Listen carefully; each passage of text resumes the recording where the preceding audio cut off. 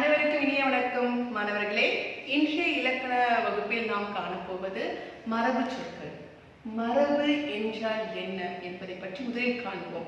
நம் முன்னோர்கள் எப்பொருளை எச்சொல்லால் எப்படி வழங்கினார்களோ அப்பொருளை அச்சொல்லால் அப்படியே வழங்குவது மரபு.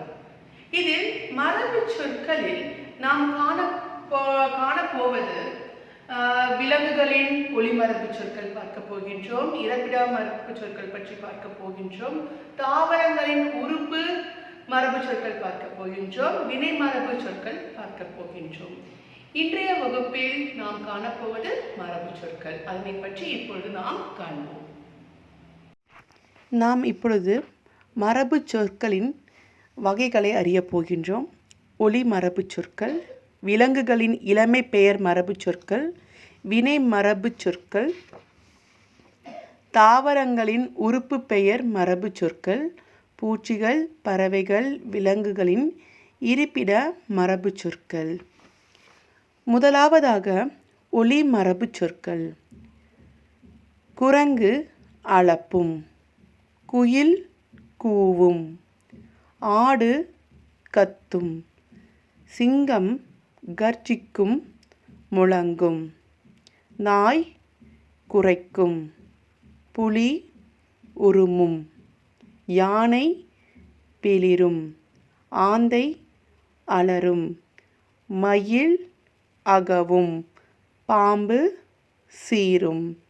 இப்பொழுது விலங்குகளின் இளமை பெயர் மரபு சொற்களை பற்றி காண்போம்.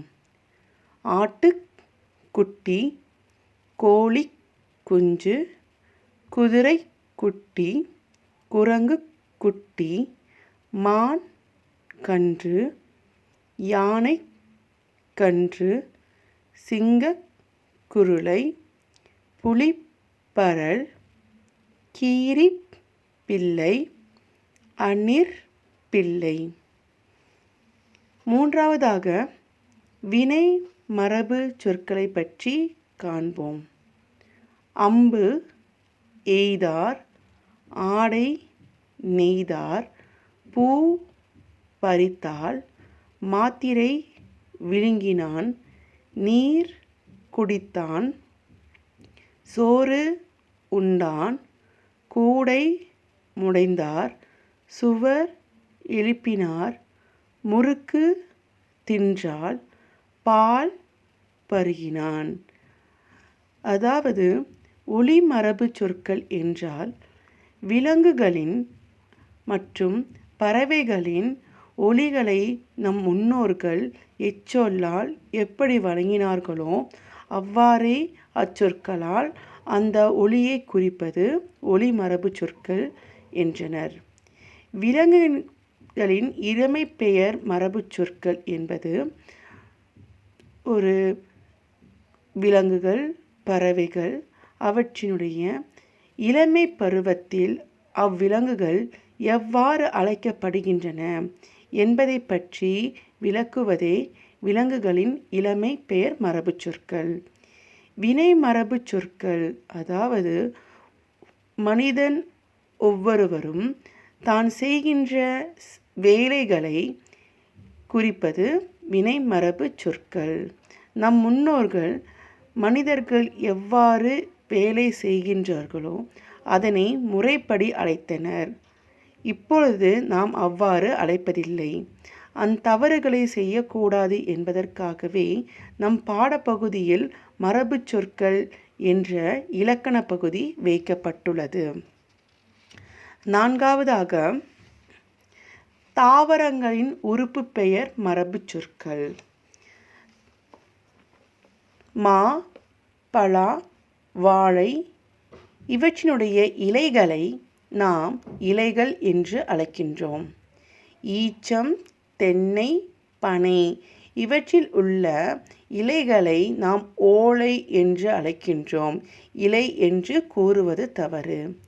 கம்பு, கேழ்வரகு, சோளம் இவற்றில் உள்ள இலைகளை நாம் தட்டை என்று அழைக்க வேண்டும். இலை என்று சொல்லக்கூடாது. நெல், புல், திணை ஆகியவற்றில் உள்ள இலைகளை தாள் என்று அழைக்க வேண்டும்.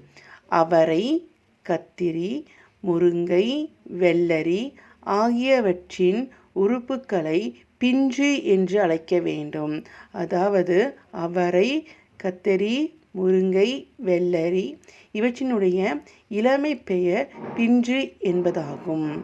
அடுத்ததாக பூச்சிகள், பறவைகள், விலங்குகளின் இருப்பிட மரபுச் சொற்களை அறிவோம்.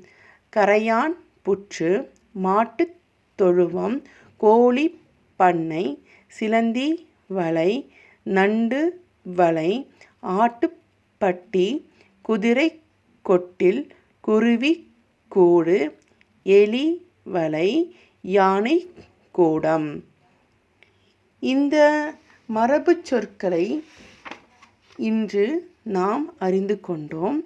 எவ்வாறு நாம் ஒலி மரபுச் சொற்கள், விலங்குகளின் இளமை பெயர் மரபுச் சொற்கள், வினை மரபுச் சொற்கள், தாவரங்களின் உறுப்பு பெயர் மரபுச் சொற்கள், பூச்சிகள், பறவைகள், விலங்குகளின் இருப்பிட மரபுச் சொற்களை நாம் எவ்வாறு அழைக்க வேண்டும், எவ்வாறு பயன்படுத்த வேண்டும் என்பதை பற்றியும், சரியான மரபுச் சொற்களை நாம் பயன்படுத்த வேண்டும் என்பதை பற்றியும் இந்த இலக்கண பகுதியின் வாயிலாக நாம் அறிந்து கொண்டோம். நன்றி, வணக்கம்.